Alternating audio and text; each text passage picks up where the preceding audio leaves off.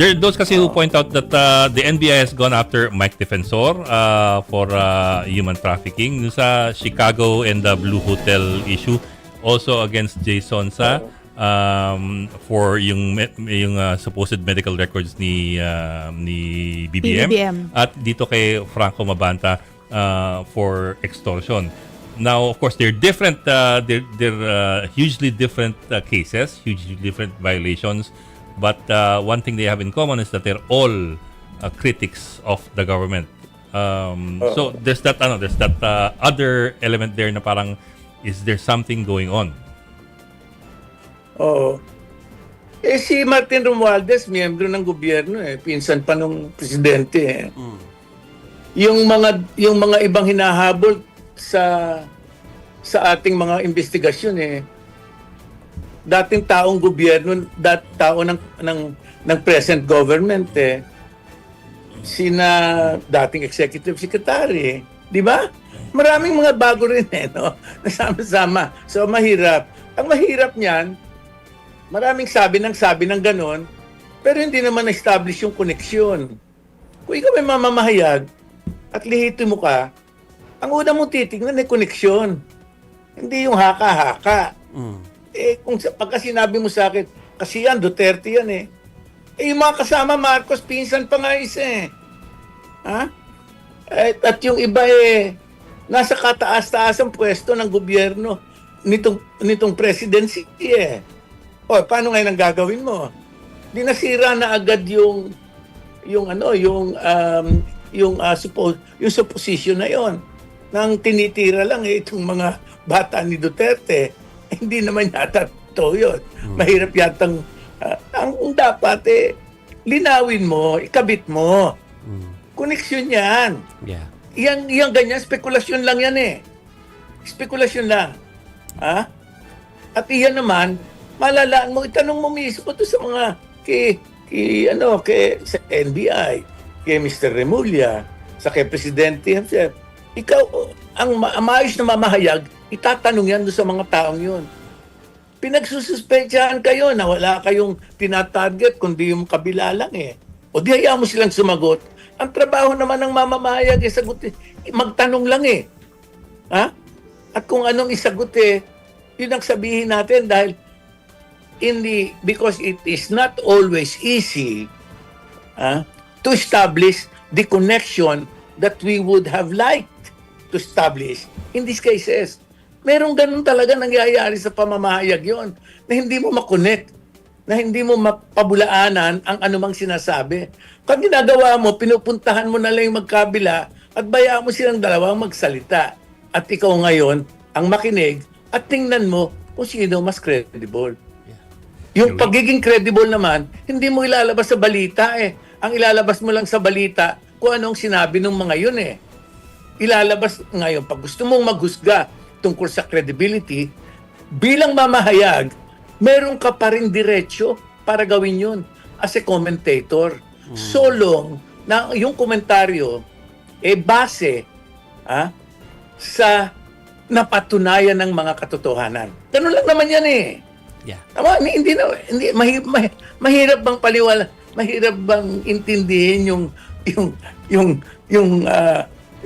role, yung duty ng isang mamamahayag, di ba? Hindi naman Hindi naman talaga Okay. Nagkakagulo lang yan pagka ang mamamahayag nagkaroon ng agenda. Yeah. Gusto mo mag-promote ang isang mamamahayag, hindi dapat dapat may objective distance from the story, from the news subjects, from the news sources. Ibig sabihin, wala kang pinopromote, no? Pagka ganun ka, wala kang dapat ikatakot at susundan mo lang yung dapat. Ngayon, kung may iba kang agenda, gusto mong mag-promote ng sarili mong bata o gusto mong mag-promote ng sarili mong patron o gusto mong kumita, hindi pa mamahayag yon. Yeah.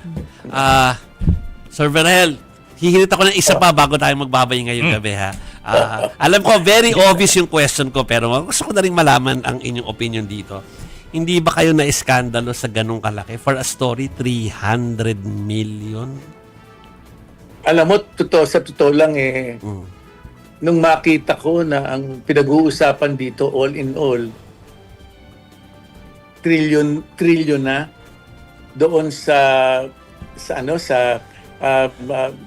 flood control. Yeah. Ang pinag-uusapan pa lang natin ay flood control. Hindi pa natin pinag-usapan yung BIR, yung customs, at yung kung ano-ano pang sangay ng gobyerno na lahat-lahat yan na nangyayari. Iyon ang talagang nagpalaki ng mata ko. Ito lang iyon. Hindi natin pinagsuspetsahan na ganyang kalaki ang pera na involved dyan sa flood control At ang isa pa, na nakakalaki ng mata, yung walang proyekto, nagkabayaran. Yung hindi maintindihan, no? Alam mo, ewan ko pero ako wala pa akong nakitang ganyan Matagal na akong mamamayag. Parang wala man lang pretense of having done anything. Oo, sana man lang may wall man lang tayo nakita. Wala man lang Kahit kahoy man no? lang, no? Yeah. Wala man lang wala man lang attempt to finesse. A simple attempt to finesse the whole thing. Ala na talaga. Ang impunity grabe. Grabe ang sense of impunity.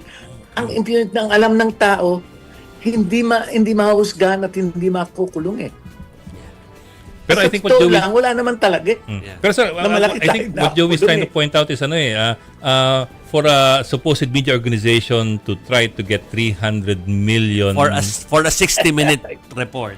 90 from minutes. anybody is parang wow. Wow. Wow, di ba? Yeah. Di ba? Para magkaroon ng conspiracy na ganyang kalaki, ay hindi ko maintindihan. Ang conspiracy, dati 2 tao lang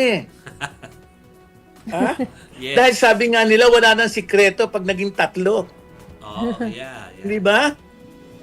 So, ngayon hindi. Kutakot ang involved sa isang sikreto. At naging sikreto ng kaya tagal-tagal. Correct. Okay. Imagine mo ilang dyari Yun ang matatay yung 300 million. Yes. Yung nakakagulat. Oo. Okay, sige.